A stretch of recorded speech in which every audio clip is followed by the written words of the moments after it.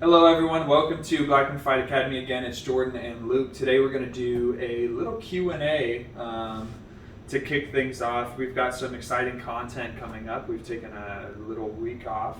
We've been transitioning into a new place, as you can see. We're excited to get back into it. So, Absolutely. here's our first question. We're going to do another one later in the week, and then we've got more awesome content coming. Okay. Luke, here's one of the questions that we get very often is, what do you do when you're a smaller guy, or not even a smaller guy, but what do you do when your opponent is significantly bigger than you? I feel like a lot of people feel like there's a big disadvantage. Yeah. And implicit in the wording of the question is stronger than me. Yeah. Yeah. So.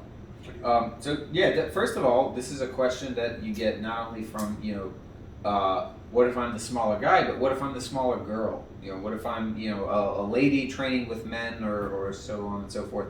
And this is a real common question. It kind of, I personally think it has technically three answers. Two of which are kind of obnoxious to hear and you don't want to hear and they're not the answers you want. And the one that's kind of the answer you're looking for. What do you think the answer is? Having been on both sides of this coin, because you did not always start off as the behemoth that we see before us now. Yeah, so I've kind of been on both sides. When I first started training jiu-jitsu, I was 150 pounds, 6'4". My game really had to be like really flexible guard game, so I was always on bottom. People were always trying to smash past me. It was a very uncomfortable type of jiu-jitsu, but I still had a lot of success and I did very well, both on the mats and in competition. I loved that game. I played a lot of triangle chokes. I played a lot of bottom guard. I did a lot of Sean Williams guard and things like that, and I had a tremendous success. I will say in terms of exertion, it was a lot harder. I would always walk out of practice and competitions more tired than I do today. But that also could be because I was a white belt and a blue belt when I was doing it. Now I'm a higher belt, so I know how to pace my exertion a little more. Being on both sides, there's definitely an advantage to having more strength. If the technique is the same and the level of technique is similar, there's definitely advantage of strength and size. However, I at no point felt like I couldn't compete with bigger people when I was smaller. In fact, I used to actually compete at higher weight divisions because people would get kind of reckless and they'd post up and they would make mistakes assuming I'm weaker and smaller that they wouldn't do if they were going against someone their own size. Look, I think anyone who is trying to convince you that there's no advantage to be had in size and strength is probably selling you something. Yeah.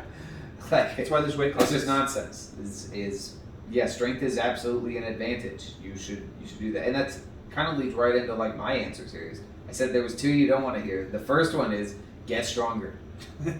While you're training your jiu-jitsu, that's your technique is one of the legs of that table that hold up your complete game, and another leg is just strength. You should be doing some strength training. I don't care if you're hitting the weight room and doing Olympic lifts, or if it's doing push-ups and sit-ups and strengthening your core, or doing some body weight squats and stuff, and that's what you like doing just a couple times a week, enough to get a good sweat. And you're stretching, but you should be taking care of yourself and trying to get a little stronger. The other one, the second answer you don't want to hear is get better. You may be getting smashed. Yes, they're stronger than you, but your technique is not enough to counteract the fact that they're bigger and stronger than you. So it may be that you need to get more technical. You need to learn how to use frames in order to make sure that they can't collapse on you and a big problem. So usually this question gets asked in response to, I'm getting smashed from side control. It's almost always actually that. If you really hunt through and you get to it, you look, somebody's passing my guard, and that's where I'm getting smashed, is side control. And the answer is, don't let them get chest to chest. If you don't let them get chest to chest, I'm not saying that you're out and it's easy, but it's not starting from a dead stop. So, that's part of the answer. The third piece to this is trust that as you progress, your technique is going to get better. You're going to have more motivation to improve your physical fitness and stuff like that. And so these other things that are, kind of disheartening to hear, that, you need to get stronger, you need to get better. Well, those will just happen if you stick with it. So be consistent and acknowledge that getting smashed is kind of part of the process, and you will get better, but you do have to stick with it. And, you need to, if you're frustrated about not being bigger, then at least get a little stronger. If you're frustrated about not having the technique to counteract those things, then you need to be more consistent in your training. But it's, you have to put that in. That is an advantage. That's one of those things. Maybe you're faster. Maybe you're going to be faster in scrambles because you're smaller. But you need to make that an advantage if it's going to be. Well, and something that I would also add for the people here who aren't smaller people.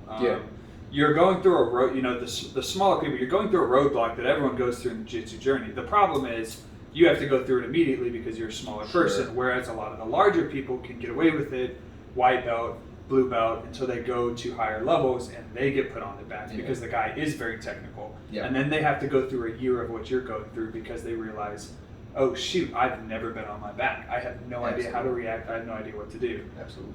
So it's kind of a natural process you're going through. You just have to go through it a lot quicker because unfortunately at higher levels, people just overpower people. That's what it is. At Everybody's got lower that levels. technique.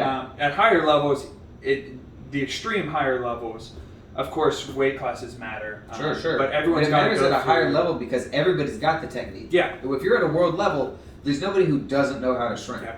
Everybody knows how to pass a guard. Everybody knows how to shrimp. So they're looking for little advantages wherever they can get them. Yeah. Well, and my point is for the people who are watching this and say, "Oh, that's not me. I don't know what that feels like." You will. I promise. You're gonna. There's always a bigger, stronger person. Always. Yeah. Faster, more athletic person. Go ahead and put yourself, and I would challenge you. Let someone pass your guard, or if you're always an aggressor, and you're always a guard passer, and you immediately pull the feet up and go for your aggression. Try sitting into guard once. It's going to be uncomfortable. Someone's going to pass your guard. You need to get used to that because you'll be in competition and someone will. So that's the challenge. Give up the death grip. Exactly. That's the challenge for the people who are on the other side of the spectrum, where this might not resonate with you right now. I promise you, eventually it will. I've been that guy, so that's awesome. So answer number one. Yes, absolutely. Thank you guys for tuning in, and we'll see you. Appreciate it. Hope this helped you guys out. Remember to like and subscribe. We are way ahead on our Instagram channel than we are on our YouTube channel. So if you're not subscribed on YouTube, what's stopping you? Get on that. All right. Bye.